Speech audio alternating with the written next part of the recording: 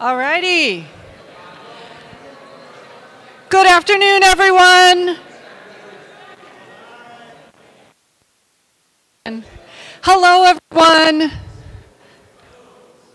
Am I okay, Dustin? Okay. Wow, thank you. That was wonderful.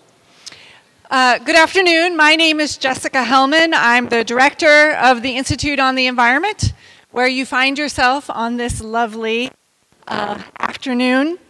We welcome you. I want to welcome you to our very first ever Second Monday. New idea.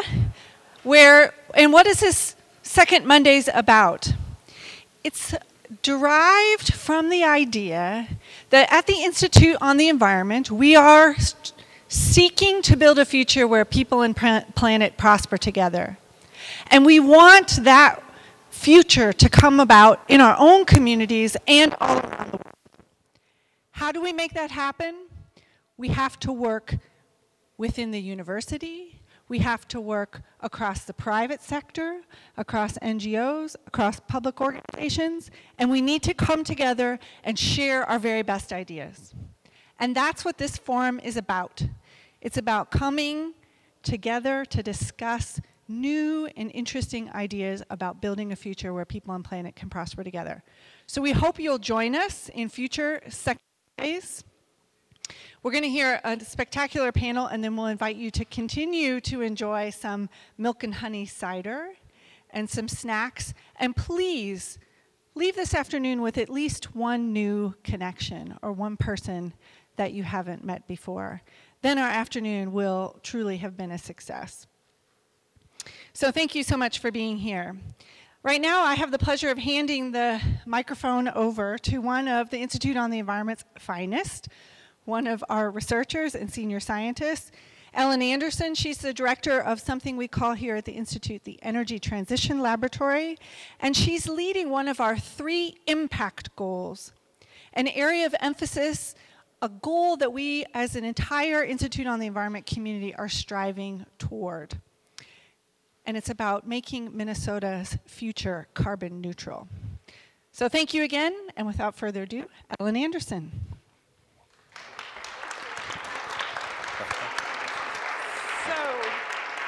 Thank you, Jessica. I think I should be fully mic'd. How's the sound? Excellent. Well, thank you so much, Jessica, and good afternoon to everybody. Welcome to the Institute on the Environment. We're very glad to have you here today for our first event of this series. And I'm super excited to be part of this conversation, which we've titled The Solar Opportunity. So I want to say for a minute why we call it the Solar Opportunity. So as Jessica said, our goal here is to help figure out how to help our state become carbon neutral, and by extension, how we can learn from those around the nation and the world to help each other do that. And so we know that solar, of course, is a key part of that future, of a decarbonized, clean energy future. And the International Energy Agency predicts that solar will become the dominant fuel source worldwide in a few decades. And I think that is very true. And surprisingly, for a cold and cloudy state sometimes that Minnesota is, I want to do a little bit by the numbers about how solar is doing in Minnesota, just for starters, just to set the stage. So in the last couple years, between 2015 and 2017, just in that 2-year period, solar in Minnesota grew from 37 megawatts to 714 megawatts. And this year, in 2019, we expect that solar energy production in Minnesota will exceed 1,000 megawatts, which is the same as 1 gigawatt. Very good. And that is equivalent to roughly the amount that at a given moment in time could power about 750 homes. So that's a lot of solar. But we also know that we have a 10% solar aspirational goal set in Minnesota law. And if we were to get to that 10% of our electricity coming from solar, that'd be about 5 to 6 gigawatts of solar. You know, so 5 or 6 times what we think we'll be at by the end of this year. And then there was a study recently that looked at 70% solar in Minnesota, solar and wind, I guess. And that said it would be 17 to 22 gigawatts, or so some 20 gigawatts of solar. So those are just some possible projections of where Minnesota's solar energy resource will be in the coming decades, not very far from now, actually. And so we work on this. This is really important to our core mission, and you're probably wondering, but what does that solar have to do with bees and butterflies, what we think of as pollinator insects? So what I want to do today is really pose a big question and see if we can help to answer that question for you today with the help of this fantastic panel and with some of your ideas and questions and hopefully some answers. Can we envision a future where solar energy production is used not only for clean energy, but where solar is used to support pollinator species, improve water and soil quality, and put money into the pockets of rural residents across the state of Minnesota? Can solar energy do all those things? What would it take for that to happen, and what would stand in the way? And that's really describing a research project that we have right now in progress and what we're going to talk about today. So with that, we have 3 different perspectives, and I have to say this research project is supported by a generous gift from Conexus Energy and involves some of the people in this room, including Professor Mulla and the Natural Capital Project. So I just need to call that out. So we have 3 different perspectives today to tackle this big question and dig into what that vision of a more systems-based, multi-dimensional solar future could look like. So first we have Brian Bren, who's a Vice President of Power Supply and Business Development at Conexus Energy, a local utility. Next we have Rob Davis, who directs the Center for Pollinators in Energy and Media at Fresh Energy, a local nonprofit organization. And Professor Dave Mulla, who's the Larson Endowed Chair in Soil and Water Resources with a PhD in agronomy. And I'll have each of them tell you a lot more about what they do. So let's start with Brian. And just for starters, I already had our first little quiz, our next little quiz. Who knows what the difference between a distribution co-op and an investor-owned utility is? Just raise your hand if you think you know the difference. All right, well, we're going to ask Brian. What's the difference, Brian? What makes you special as a distribution co-op? It's the business model between ownership and regulation. Investor-owned, as stated, investor-owned is owned by the shareholders and they're governed by the Public Utilities Commission in terms of setting the rates. A distribution cooperative is a member-owned utility owned by the member owners, governed by a member-owned board of directors. Our board of directors set our rates, our rules and regulations, and our annual budget. So again, it's the business model of ownership and governance. Great. And so you are an electric utility located in the northwest suburbs of the Twin Cities, the largest co-op, distribution co-op in Minnesota. You have like 130,000 members? Correct. I've been to so many events with you. I know that by heart. Yes. So tell us, Brian, your utility has installed several projects relating to solar or solar and storage. Can you just tell us a little bit about some of those projects? Yes, so our first project was in 2014 as a community solar project, 245 kW. And if you think back to 2014, that was the largest community solar project in the state of Minnesota. It was large then, but today's standard, it's a baby of the size of the project. Driven by member response, everything we do is in the member's best interest. And in 2014, we surveyed the membership and they expressed an interest in us to do a community solar garden, and we did it. In 2016, again, we went back to the membership and surveyed them. And there was a clear message they wanted us to do more renewables with the caveat that rates would not go up as a result. That challenge and riddle came my way. How do you add more renewables without raising rates? And that led us to the project you talked about, the solar plus storage project, where we're using batteries to time shift the delivery of solar to higher price hours to make the overall project cost effective and actually save the members money. So your solar and storage project is taking, reducing or grabbing that stored electricity so that during peak demand times you can provide power from the solar array? Correct. Solar generation is highest midday when the sun is the highest in the sky. Our system peaks late afternoon, as you talked about. We have 135,000 members. 2/3 of them live within a half hour of downtown Minneapolis, St. Paul. We have a lot of commuters. So when that residential member comes back home and begins living in their home in conjunction with the retail load and the manufacturing load, that drives our system peak. Half of the year, the sun is already set or going down when we're peaking. So we're using the batteries to align, again, that solar production from midday with our system peak late afternoon, early evening. And I think it would be interesting for people to hear about how that brand new project, that solar and storage project, by the way, it's the biggest battery storage project in the state of Minnesota, how it performed during the polar vortex. So I get the question often, does solar work in Minnesota? Does solar work in the cold and the snow? If you think back to the end of January, the polar vortex, extremely cold. Our system peak was on January 30th, that Wednesday. At noon, temperatures were minus 20 degrees. We just received snow on Sunday. 2 days later, that Wednesday, we had crystal clear skies. It was the second highest generation of the month, for the month of January.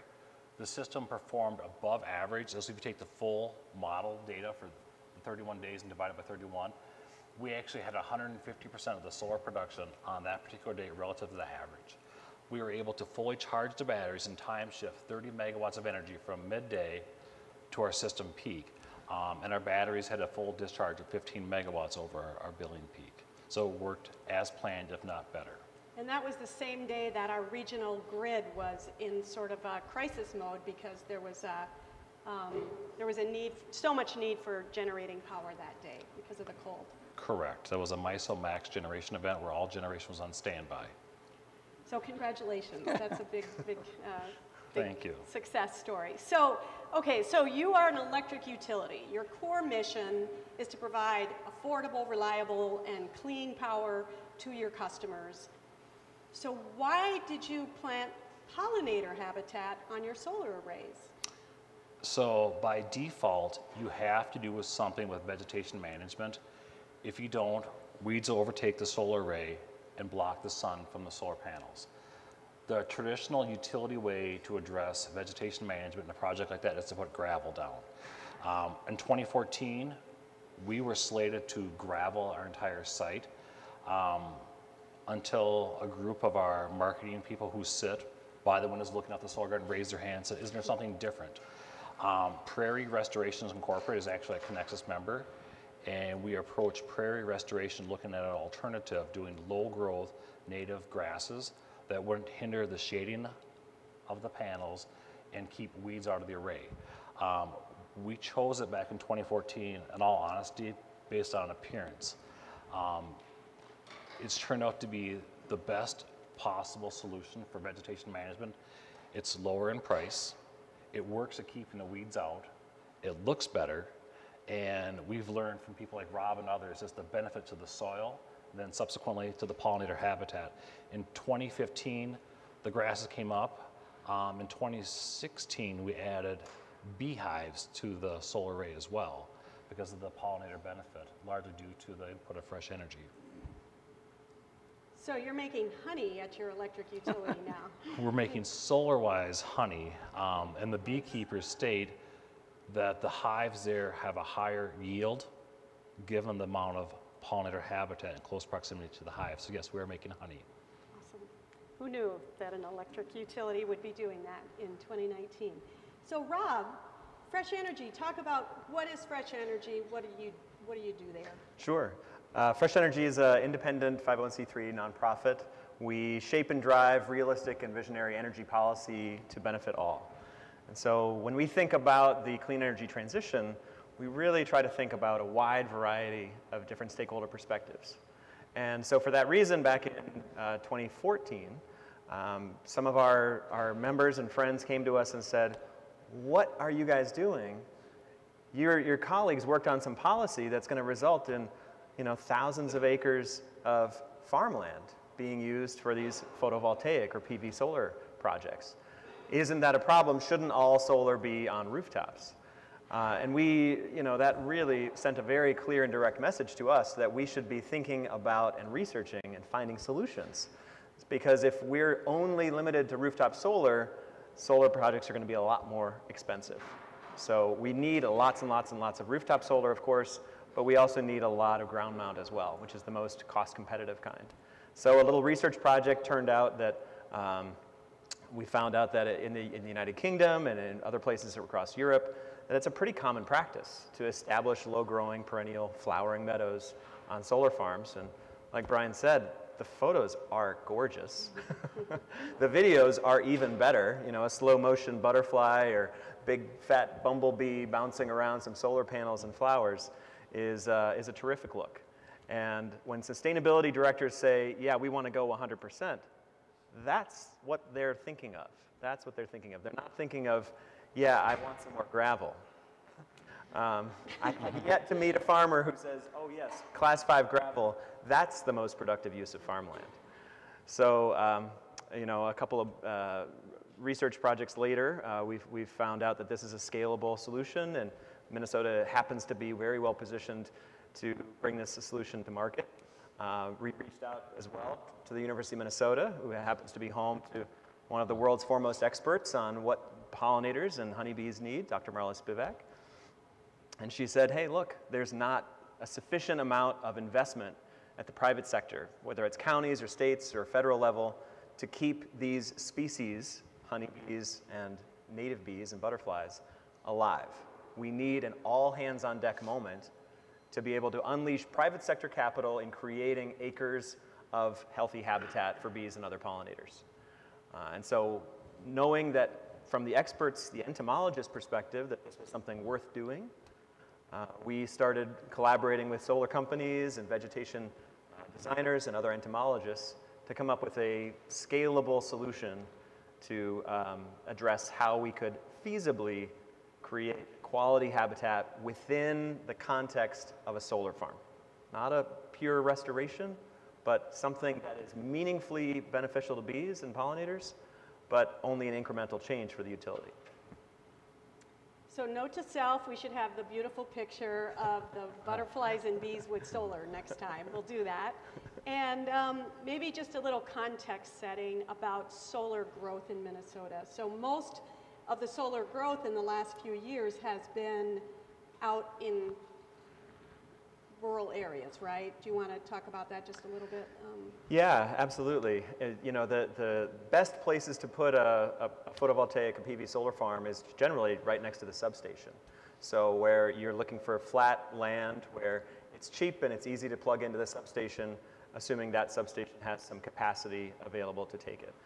So the same thing that corn, that benefits corn and soybeans and crops, is great for a solar array. And so, corn and soy can go into biodiesel and other transportation fuels, and solar is just another form of energy crop. But the benefit is you're getting additional ecosystem services benefits out of that deployment. But certainly, there's a lot of rural areas around the state that are getting new investments in PV solar farms. Yeah, and the community solar program is the fastest growing part of solar in Minnesota's solar growth, and most of those community solar projects are a megawatt or more, or a megawatt usually. So they're, or there's a few rooftop ones in the metropolitan area, but mostly they're larger, and so they do need to look for space outside of this Minneapolis-St. Paul. Mm-hmm. And so, and there's some economic benefits that those landowners can get from hosting those solar farms. It's really a tremendous opportunity for farmers. If you care first and foremost about rural development, then you should really be researching and looking at PV solar because it's a great way to stabilize a farmer's income. If they know they have a guaranteed lease revenue from the solar farm, that's locked in for 20 to 30 or more years. And that just helps make the rest of the farm a lot more economic to do. And as Brian mentioned, there's all kinds of really unusual allies that come out of this because Fresh Energy, we we understood that there would be a lot of different interpretation of what constitutes pollinator friendly. And so we didn't want to create a situation where solar companies were trying to tell the rest of us what's good for bees. We wanted entomologists, the people who know what's good for bees, to be helping us understand what we should be doing. And so we collaborated with the Minnesota Board of Water and Soil Resources and other stakeholders to create a pollinator-friendly solar scorecard. It's the nation's first vegetation management scorecard as to what constitutes pollinator-friendly in a solar farm. And that scorecard has now been replicated in about a dozen states with minor tweaks, because what's good for bees in Vermont is a little different than what's good for bees in Minnesota, and the same for South Carolina and Illinois from there on. Wonderful. All right, well, let's hear from Professor Dave Mullis. So can you start by telling us a little bit about the kinds of scientific research that you do generally? Well, thank you, Ellen, and welcome everybody. Thanks for coming today. A lot of my research has to do with how we can manage our land better, and I have a lot of colleagues in the audience who help me do that, and I'm very grateful for the collaborations that I have. So part of the focus that I have is on the intersection between land and water. And one of the most recent things that I've worked on is the nutrient reduction strategy for the state of Minnesota. We developed some information about where our nitrogen and phosphorus pollution is coming from and how we could reduce it to meet state goals. And we basically developed a tiered strategy that had two different time scales and different levels of investment depending on the strategy. So the most effective strategy for reducing nitrogen and phosphorus losses to our environment is to grow more perennial vegetation. That was very clear when we looked at all the research that had been done on ways of mitigating our pollution. However, that's a big conversion of our existing landscapes. And we realized that, there are a lot of questions that needed to be answered before we could talk about large-scale conversion of our Minnesota landscapes to perennial crops and perennial vegetation. So there are other strategies, that involve better nutrient management and better structural management of tile drains and ditches and wetland restoration, and then there's erosion control. So we've laid out, what it's going to cost to meet, say, a 45% reduction in nitrogen and phosphorus in the long term, and we think that perennial vegetation is a really key element for how the state goes ahead and addresses its water pollution. Now, we also know that, perennial vegetation has other benefits. It creates good soils, and without soils, we wouldn't have a lot of the, food that we eat. We take soil for granted, and people call it bad things like dirt. Don't ever call soil dirt. It is really a precious resource, and if you treat it right, it will grow a lot of plants and a lot of food, and then the plants will provide these habitats for birds and pollinators. In addition, I work on the health of the soil, and we've just created a new institute through the Water Research Center on soil health, and there's a lot of interesting work that's going on to try and better understand how we can improve soil health. Now, the reason that soil health is so important is if you have good soil health, water is held by the soil and it infiltrates, it doesn't run off, it filters the nutrients, and so it provides a lot of benefits to us. So that's kind of how my involvement in this particular project started. I've never worked on a solar-powered project in my career, but I have worked on a lot of projects that involve perennial vegetation. So when you talk about using perennial plants or perennial crops to try to improve soil and water health across the state, we talk about pollinator habitat, that's sort of a layperson's term. how would you define the, how do you, that category of perennial vegetation that is pollinator habitat? Well, I'm not as much of an expert on this as Marla Spivak, who designed the standards for the solar installations. But, if you're a butterfly and you're hopping along and you're running out of energy as you flap your wings, or a bee, it takes a lot of energy to fly. And so you need a food source. You need nectar. And, so you need flowers.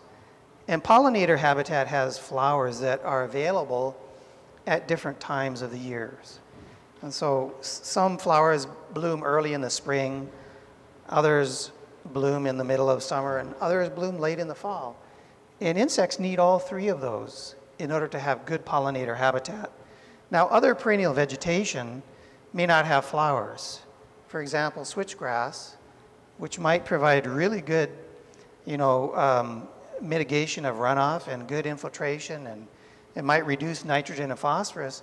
It doesn't have flowers, in the same sense, and so its value for pollinator habitat is a lot less. So when Brian and Rob both talk about beautiful, pretty solar farms, it's not just about aesthetics for humans. Yeah, I mean, there's a real good reason for that. And I think also usually when we talk about pollinator habitat, I think we are often talking about prairie plants, but not necessarily, with deep roots.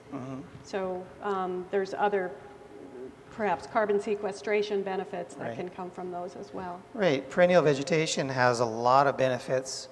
It sequesters carbon from the air, and that carbon goes into the roots and into the biomass. And some of the roots can be really, really extensive. So for example, alfalfa is another example of perennial crop, and switchgrass, miscanthus. Those are not necessarily the best pollinator habitat, but diverse prairies, which could have deep-rooted systems, can provide all those benefits. Deep-rooted systems, the carbon is being sequestered deep into the soil. It's building aggregate stability. It's returning aggregation to the soil. And aggregation is really important for holding soil water, for producing infiltration, and for, creating aeration that the plants need. So you mentioned you haven't worked on any solar projects, but we've enlisted you into this research project. Do you want to talk just a little bit about what you're hoping to get out of this research project? Yeah, this is a real interesting collaboration between people who have different backgrounds, and my specific expertise on this project is on the soil water and the runoff and the water balance. So when solar installations are established, they have to be granted a permit from the MPCA. And part of the permitting process involves requiring those installations to mitigate the runoff that would come from the solar panels. Those solar panels are called disconnected impervious surfaces. And of course, with a solar panel, the water falls off the panel and it hits the ground. If you have gravel, then a lot of it can be infiltrated, but you don't get that pollinator habitat. If you have, pollinator habitat, the question we want to answer is how much infiltration occurs, how much runoff is left, and what kind of other water retention methods are needed on the site to meet the permits. So that's where my role comes in. We're going to be monitoring the soil moisture, measuring the runoff, and then identifying how much runoff is coming from solar installations that have different kinds of ground covers. Yeah, and there's more and more in Minnesota that we can choose from to study. Right. So we can look at some projects that have solar, that have pollinator habitat planted on them, and some that have, turf, grass, or gravel, probably, right, for comparison. So, right. So we'll be over at Connexus, or you will be in this. And it's particularly exciting as well that work is happening in the context as well and in collaboration with the National Renewable Energy Lab. Yes. They have a project called Inspire, and it's looking at vegetative performance on solar arrays. So managing the establishment rate, the performance of different kinds of vegetation on the sites, and really the functional benefits aside from the pollinator benefits. Right. But they're particularly exciting to somebody like me that gets really, that loves collaborating with experts and scientists. And as I understand it, NREL will be partnering with people who can measure the number of insects and how that varies with the seed density and the types of species that are planted. So there'll be a lot of useful information coming out of this project. Yeah, and we may add birds to it as well and see if we can keep track of how bird populations are acting and responding to the different kinds of ground cover and habitat. So I think when you brought up permitting, that's what I wanted to ask next is really about, what are the difficulties and obstacles to this grand vision of having, these beautiful solar sites that are protecting our land and our water and building wealth in rural communities. What are the issues that might stand in the way of that, or things, trade-offs that need to be considered? And I just invite you all to jump in. Who wants to go? Brian, I'll start go from ahead, my please. personal experience. Believe it or not everyone's in favor of solar near their house. The most economically positive installations is to do solar as close as possible to the loads. Through our permitting process, it became loud and clear not everyone wanted solar. Rob was part of the core team all along. I would talk about the benefits to the community of renewable energy, staying locally, not going on the bulk transmission system. All the power generated from our project stays locally. And talking about how we're doing renewables while decreasing costs and doing that. And then Rob would come up and talk about the native grasses, talk about the soil benefits, talk about pollinators, talk about all of that. And at one of the early planning commission meetings, the person who was against the project said, "It sounds like we're getting a park out of this deal too." And I told Rob, I'm gonna rewrite my applications. Instead of a conditional use permit for solar, it's gonna be a conditional use permit to plant pollinator habitat financed by solar on top of it. Because what people were more interested in hearing about the pollinator habitat that benefits the soil than they were about having what they deem to be a power plant nearby. And that's my experience with the permitting process. And even when you're in rural Minnesota, they still think you should be further out, really rural. And I'm talking about areas where they have 1 house per 10 acres, which is kind of rural. They thought the project should be further out and further away from the load centers. It's really a giant education challenge and opportunity. The solar industry and market is growing at an extraordinary rate. And I mean, faster than, we've all have, supercomputers in our pockets. It's connected to the internet. So I did an analysis that looked at the rate of growth of the internet, the rate of growth of mobile phones from 1992 to 2012 or so, and then compared it to solar and found that solar was actually growing about 4 times the rate of the adoption of mobile phones and the internet. So this is an incredible transformation.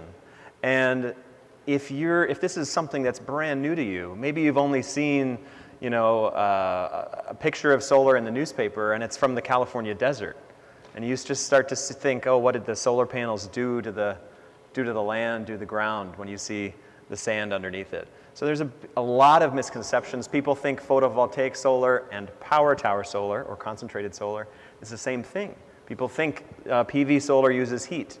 It doesn't. It's just like the same kind that's in your calculator and your camping equipment. It's cool to the touch. So there's a lot of misconceptions, a lot of misinformation. Most of it, I would say, is spread just out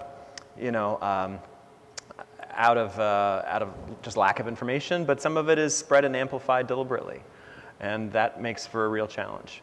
But it is absolutely true that technology is sterile, and people tend to kind of put them to sleep. But when you can talk about the natural systems that you want to leave to your children and the next generation, and you talk about wildlife, and you talk about the birds and the bees and the soil and the plants and the flowers, well, that's a story and a vision that can convince a county commissioner that's on the fence to vote in support of your project rather than not. So hopefully we can, tap into that sort of fundamental maybe old-fashioned idea that more information, better information will really help people make better decisions. Let's hope that that is still a good paradigm. And so part of it is about local decision makers. They're the ones who are making a lot of these siting decisions, right? And then there's also the state elements about permitting and what the rules of the road are for installing solar. And those can become big cost factors, right? So what about the economics of this whole endeavor? You know, does it pay if a farmer wants to put solar on their land or plant pollinator habitat? Is that a financial proposition that pays off? So to the degree landowners are becoming aware what solar land rents are, I get calls weekly, people who have land. Solar land rent is anywhere between 2 to 4 times what ag land rents for in the state of Minnesota. And then you have a 25 to 35 year annuity, guaranteed cash. Utilities always pay. So they know by executing a lease with the utility, they're gonna get paid, and they know the cash flow stream, not just for themselves, but they're thinking about it as a legacy to leave to their children. So as I talk to landowners, the comments I have to talk to my kids, because this lease will outlast my lifetime. So it's very financially lucrative for these individuals that have projects. And our go forward norm will always be the native grasses. It's just the best option for vegetation management for multiple reasons.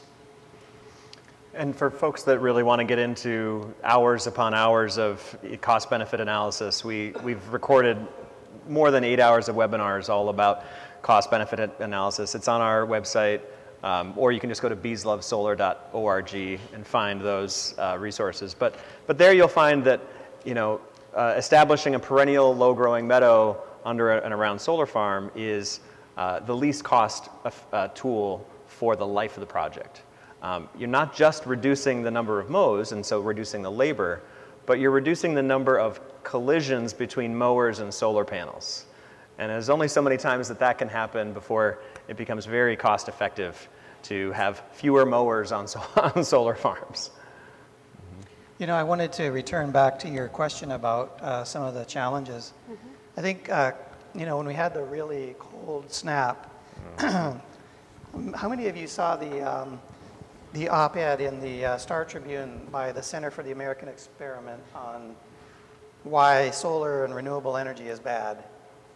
All right, so there you see a real attempt to undermine renewable energy in general, because the perception is that people lost power because the utilities have put too much of their emphasis on renewable energy, and they don't have the ability to provide power during these cold snaps.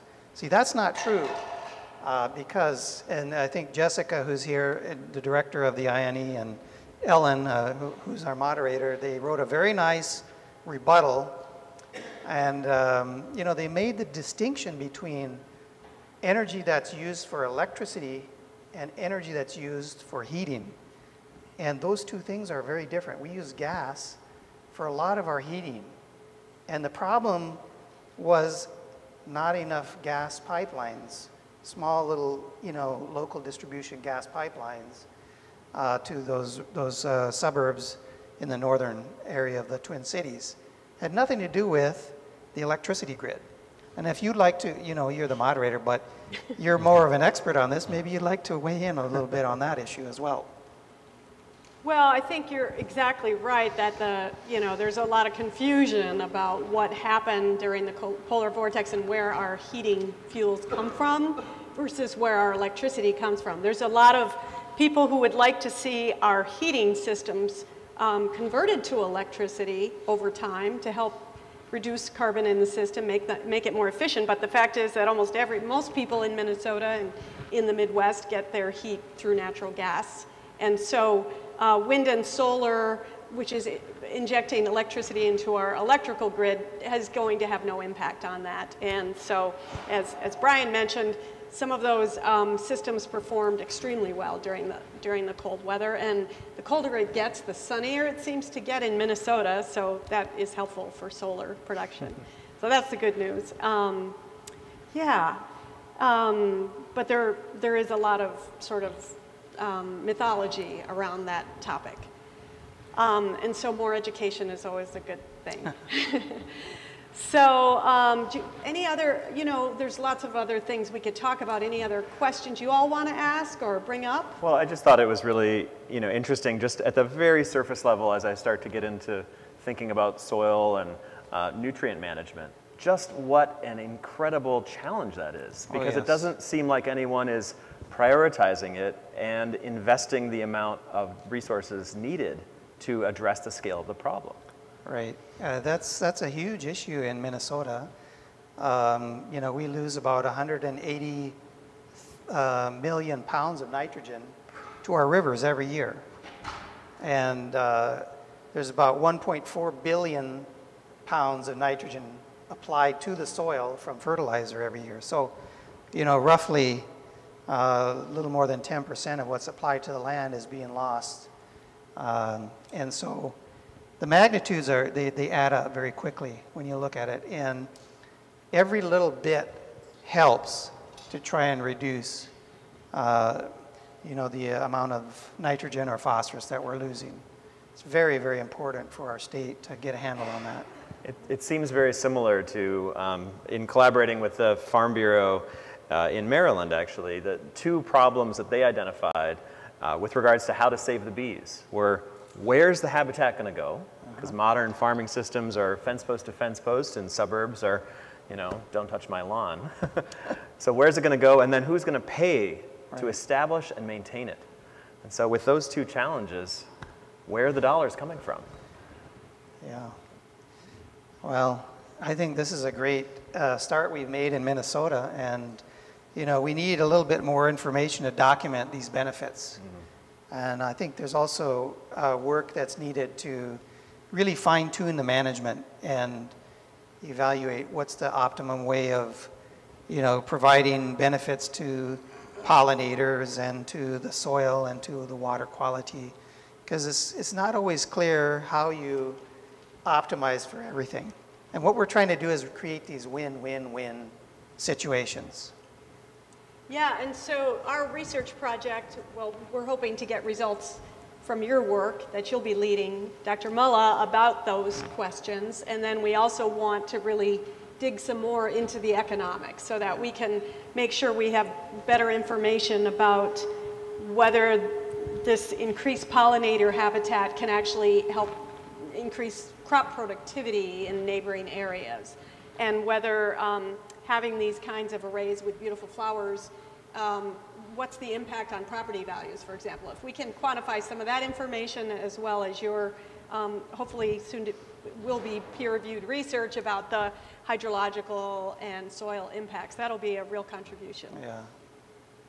Some farmers that I know that are seeing a really direct impact right away include John Jacob, who runs Old Soul Apiaries out in Oregon, Dustin and Grace Van Ness of Bear Honey here in Minnesota, and Be the Change, Mike Kiernan out in Vermont. So honey beekeepers that have hives on pollinator-friendly solar farms. And they just love it as a sanctuary, a safe sanctuary for their honeybees, where they know they won't be directly sprayed with those insecticides. And then they market their honey as coming from a solar farm. And so Milk and Honey Ciders uses some of that honey from a solar farm. We have some of this on tap. So if you're having some of the cider, you're drinking something straight from a solar farm. And it tastes pretty good. Yeah, so I think there's still samples. So let's just see, there must be questions or comments from all of you. Let's take some audience participation and get into this conversation, please. This is a novice question. How many acres does a solar array typically take up when it's coming from a utility? Per megawatt, it's between 5 to 6 acres, depending if it's a fixed tilt or a tracking system. Do you want to say what those are? A fixed tilt is stationary. That's what we have. So our 10 megawatts of fixed tilt has 54 acres of pollinator habitat beneath it. A tracking system tracks the sun from rise to set, and it needs more space as the panels move back and forth.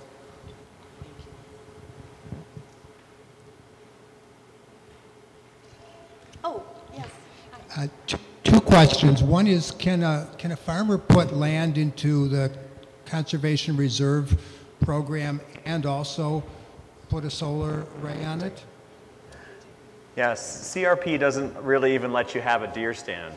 So you definitely can't even do a solar array. Okay, and then the second question is bifacial PV modules are gaining acceptance, certainly internationally. I don't know how much in this country. Has anybody done any studies, or is it part of the NREL study, as to what the effect of pollinator habitat under an array with bifacial modules would be? Larry, can you just say what bifacial modules are? Modules that have silicon on both sides, so they accept light from both sides, front and back. So one of the things being studied in the NREL Inspire study is the microclimate, the temperature of the microclimate created by the cooler vegetation. So thicker vegetation creates a cooler microclimate, creates greater efficiency. So you might get 0.1%, 0.1%, but some meaningful and measurable increase in solar productivity as a result of having thicker vegetation under the panels. That study is not yet being done on bifacial, and that could be also an opportunity for rooftop, where you have maybe more opportunity for reflection on the underside of the array.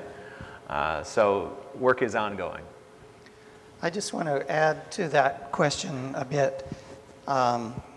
In the class that I teach, we usually go out and we measure the incoming solar radiation using what's called a pyranometer.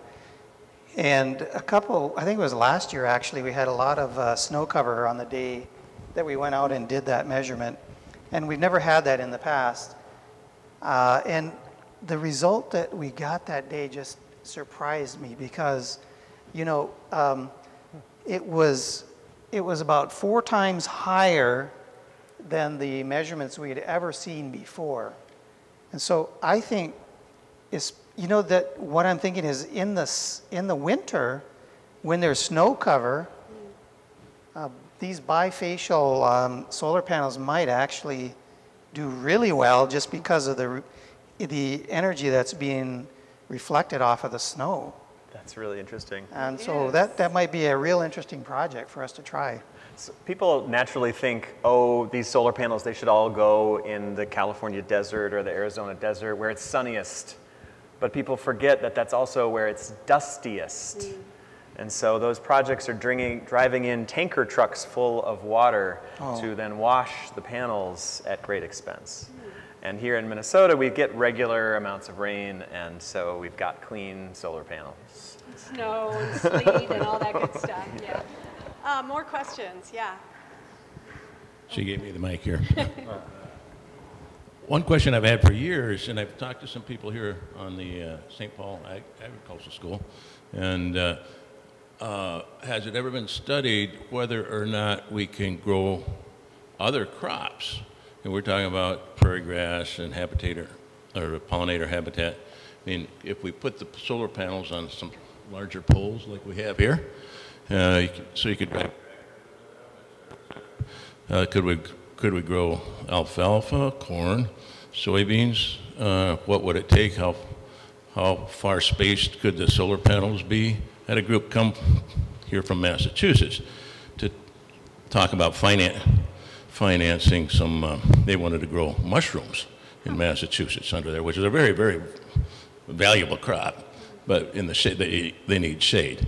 But it seems to me it would be interesting to take a look at what could be done, maybe out here on some of the university experimental land, how much space you need to grow this crop, how high the poles need to be, that type of thing. The extra height on the poles might not be that expensive, but this was supposed to be a question, I guess, not the... I can speak to your question, though. As part of the INSPIRE study is looking at not just the performance of pollinator-friendly vegetation, but also the performance of a variety of different crop types. So kind of desert, arid plants in the southwest. In Massachusetts, the Amherst study site is part of the INSPIRE study, and they're growing a variety of different crops there.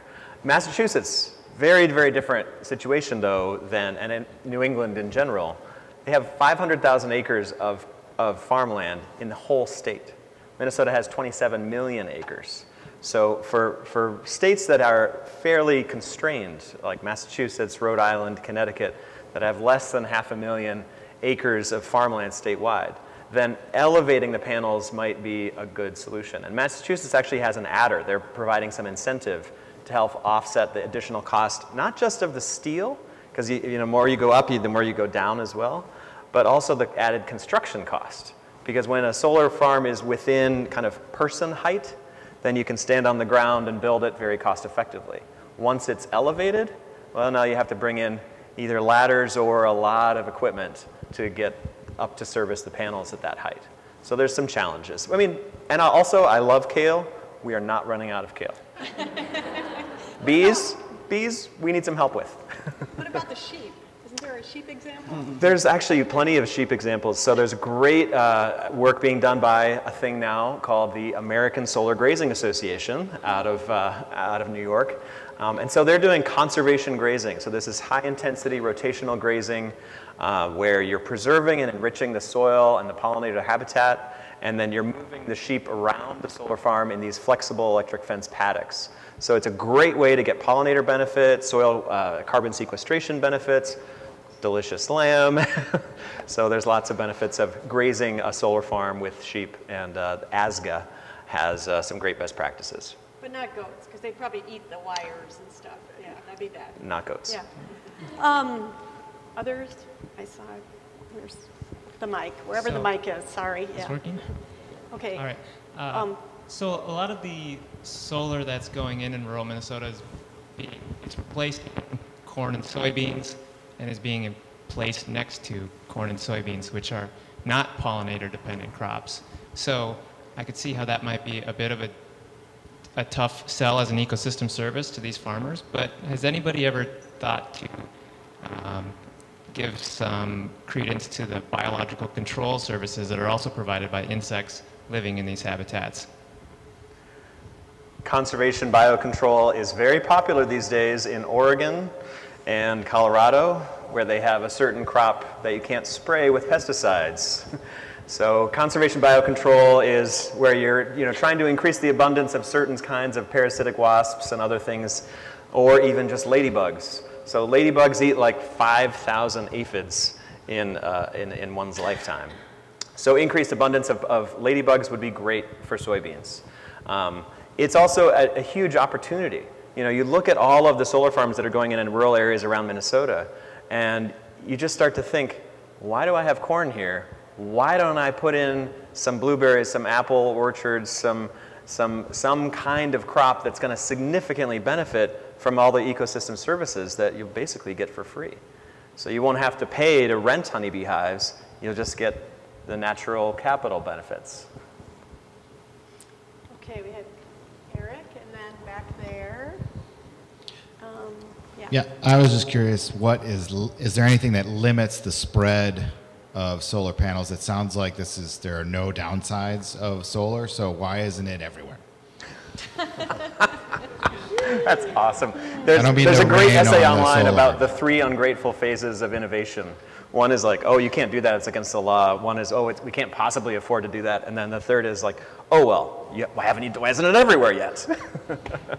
Yeah, as soon as we passed a state policy that mandated renewable energy, everyone said, well, yeah, now we don't, and then we met it. And now, before we did it, people said, oh, it'll happen because if it's, if the price is right. And then we told them they had to do it, and they did it. And now it's been done, and now they're saying it again. So the price of, I guess, I don't know what that's worth, what I just told you. But anyway, the prices are coming down over time. They continue to fall, and so I think it will get sort of more and more inevitable that solar will cross the landscape. But there's so many policy barriers to the expansion of solar energy and renewable energy, and part of it is somebody has to buy it, and it has to be connected into the system, and there has to be ways to, our grid has to evolve to manage a lot of different kinds of variable resources, and all those things can be done and are in progress to a certain extent, but they don't happen overnight. So there's infrastructure issues as well in some places? Well, it's policy, it's economics, and it's, public acceptance, and all of those things make a difference in the build out of renewable energy. The economic piece, wind, renewable, is still a third the price of solar, unless solar's done where you're not using the transmission system and other ways to align it. But wind is still lower in expense. Well, mine- wind is the cheapest electricity. Mine kind of source. maybe Yes, goes please. along with that because it is one of the things that I know that does hold it back is the distance to substations. What exactly is the distance to substations, and is there work? I'm sure there is, but how far is the work going along that maybe would take that barrier and reduce it a bit so that farms can be a little further from substations? Because I'm imagining that those same people that don't think they want solar in their backyard probably don't want a substation either, right? So what are they doing to reach that barrier, and how far do they have to be? The first question I try to answer when a landowner contacts us, do we have three-phase power adjacent to the property or darn close? A three-phase line will handle 6 to 7 megawatts of solar. The closer it is to the substation, the less voltage controls you need. You'll see solar systems up to 6, 7 megawatts, and then you'll see a dead spot from 7 megawatts to say 40, because that dead spot is you either need to go big to overcome the interconnection expenses and connect to the transmission system. It's just cost prohibitive to do a 15 megawatt solar system, and it's too big for a substation, too big for a three-phase distribution line at the 12,470 kV level. You have to interconnect, and the interconnection equipment is so expensive. So three-phase is the key to doing smaller 5 to 7 megawatt solar arrays. So with that, I think, are we out of time? It went really fast. Thank you all for those wonderful questions, and thank you for being here. And there's lots of samples left, so please enjoy, and we'll be around if you'd like to continue the conversation with us. Thank you to the panelists. Thank you all. Good job. Likewise.